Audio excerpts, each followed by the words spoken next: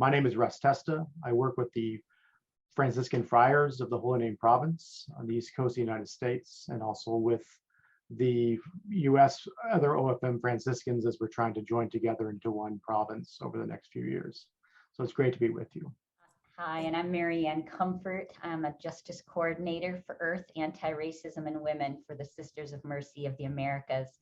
And Russ and I are also part of the small planning group for U.S. religious orders working on the Laudato Si Action Platform. As we look at the Laudato Si Action Platform, and you go to the website itself from the Vatican, you'll see how they describe at least the goal of eco-spirituality. Looking at it, that it's a profound connection. It talks about connection and connectivity.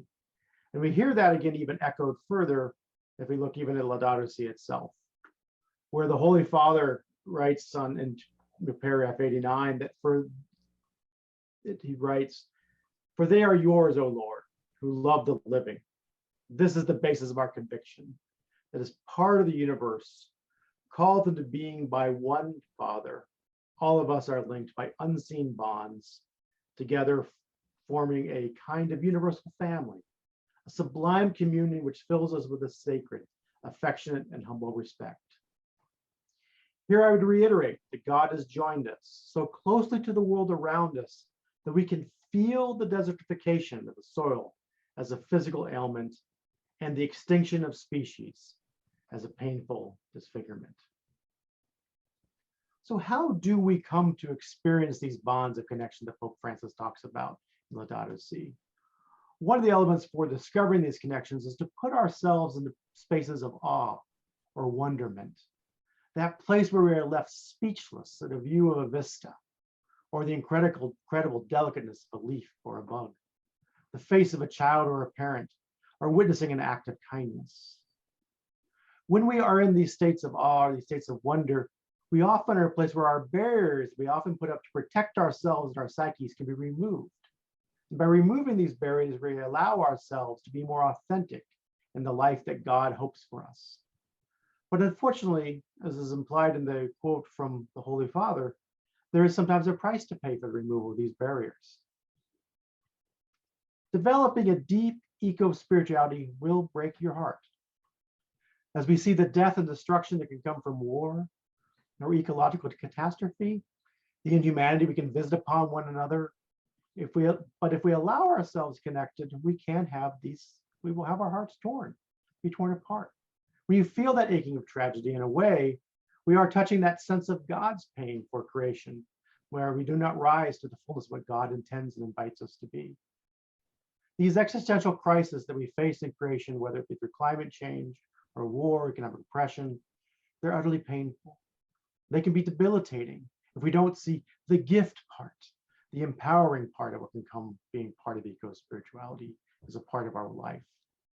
The relational bonds of creation do allow us to actually soar, to be connected to creation and humanity as a part of it in such a way that we experience the fullness, the completeness by sharing in that deep connection to our Creator. In many ways, we touch God through creation in all its forms. This happens in no small part in doing this spiritual work, especially as community.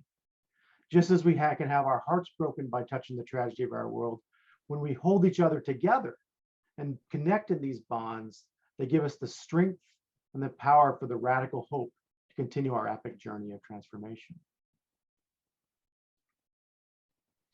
This hope to develop and experience these connections can also happen in all these moments of awe.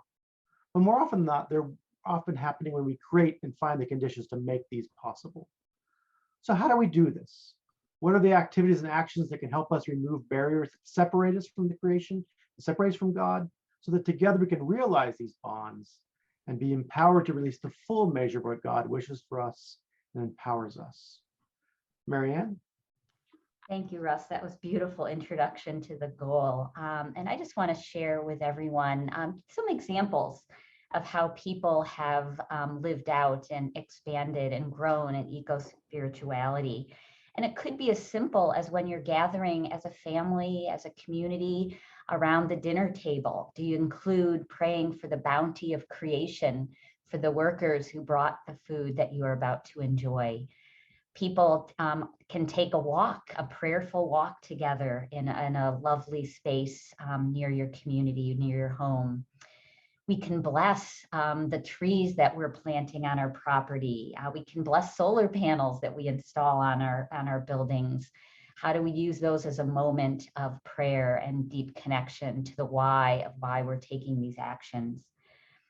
And then, of course, we can pray outside. The Vatican, in describing this goal of eco-spirituality, is really calling us to liturgies outdoors, to prayers outdoors, which could be the usual Sunday liturgy, or it could be a special event like Earth Day or the Feast of St. Francis. And we also want to make this your own.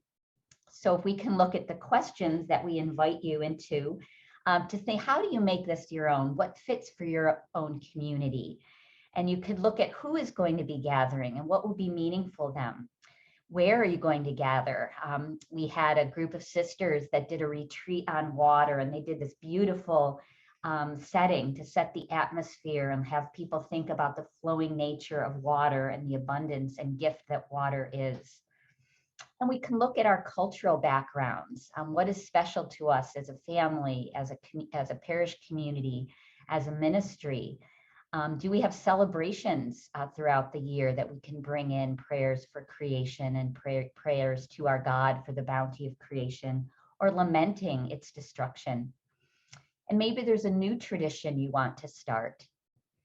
And of course, we can always bring in prayers when we gather for other events that touch the bounty of creation, lament the destruction, be mindful of people who are most experiencing the degradation of our earth. And one place you might want to start is the season of creation. Our global church celebrates this September 1st to October 4th. So if you're looking for a moment in time to really engage in eco-spirituality and invite others to join you, this could be the time to insert that in your liturgy with homilies and shared prayers. Maybe you want to host an event celebrating our creation with another community near you. We could publicly pray during this time and develop a spiritual practice during this time that we then continue throughout the year. There's so many things we can do with public statements, develop a study guide for everyone in our community for study and prayer around Laudato Si. We can bless a natural space for reflection or meditation, include a prayer for the bounty of the earth when we bless our meal, as we saw before. Create a prayer journal, a bulletin board, or other way of recording and sharing our prayers as we gathered in nature. And then we can visit another faith community to talk with them about social and ecological initiatives and include prayer and reflection together.